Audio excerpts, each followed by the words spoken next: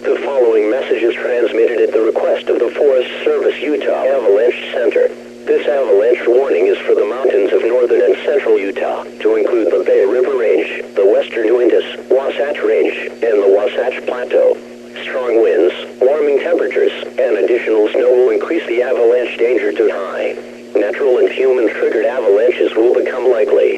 Backcountry travel on or below steep mountain slopes is not recommended over the next few days. This warning does not include ski areas or highways, where avalanche control is normally done. For more information, visit www.utahavalanchecenter.org or call 1-888-999-4019.